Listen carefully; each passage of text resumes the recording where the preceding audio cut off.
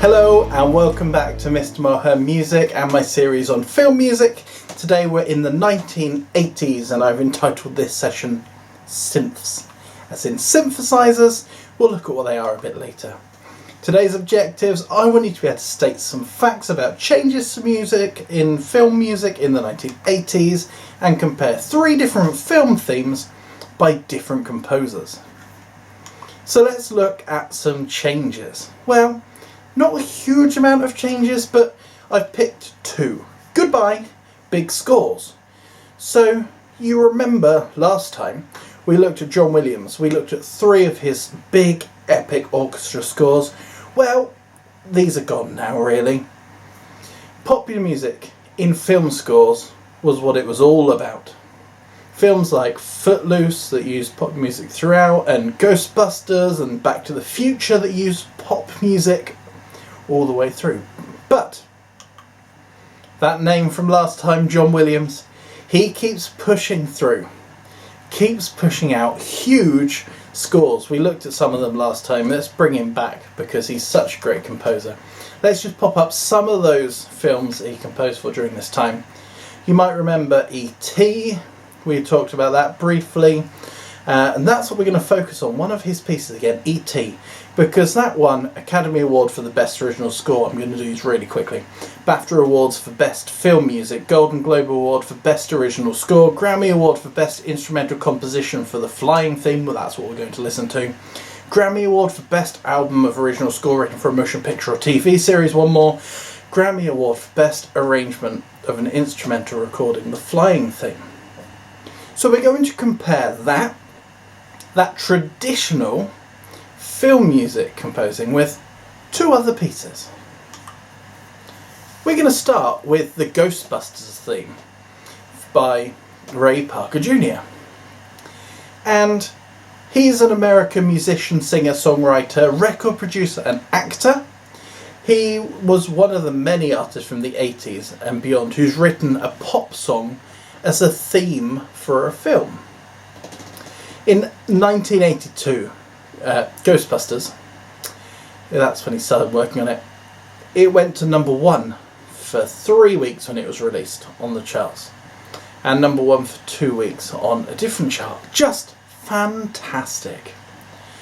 According to Ray Parker Jr., he was approached by the film's producer to create a film song for the piece, but he only had a few days to do it and found Ghostbusters as a theme song really difficult to include in the lyrics. It was while he was watching TV, really late at night watching adverts. He saw an advert and that gave him his inspiration for this song. He thought he would write a song like an advertising jingle. He was going to take Ghostbusters, it was going to be the business, his song was going to push it. And it was fantastic. It worked so well for that reason.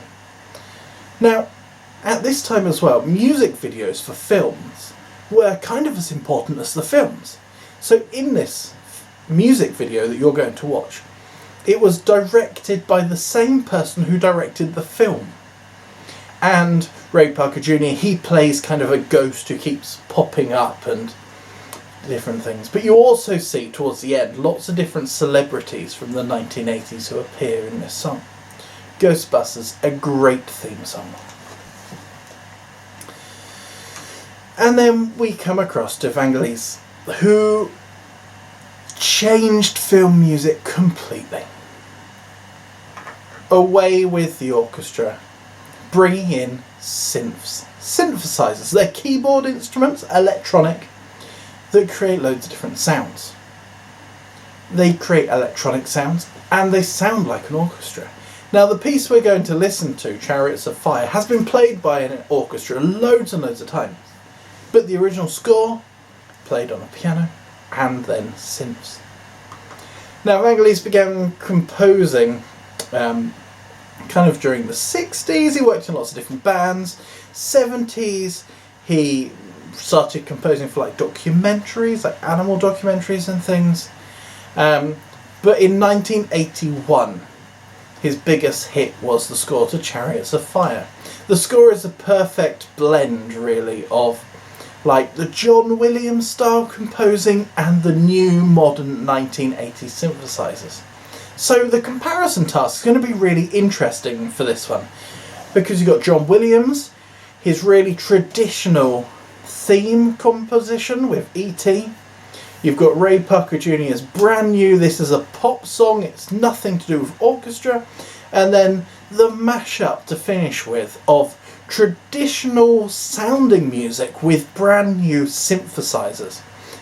It is amazing. So, tempo, watch out for changes all the way through, I keep saying it. Dynamics, again, always changes, so try and follow it through as the piece goes on. Instrumentation, really tricky. Remember the word synthesizer, or synth for short, because you're going to need that in here. Genre of music. Remember we talked about fusion, mixing two different genres together. Maybe it's more than just one genre. And do any of the pieces sound similar? Really tricky this time. When we looked at John Williams last time, all the pieces kind of had similar things. This time they're all quite different. Is there anything that sounds similar? And my final question, as always, do you like the piece? Yes, no, and why? A good reason why. So, you've got loads to listen to. If you're listening to this in the playlist, they will autoplay onto those 3 songs, and the worksheet is in the description box below for you to download and have a go.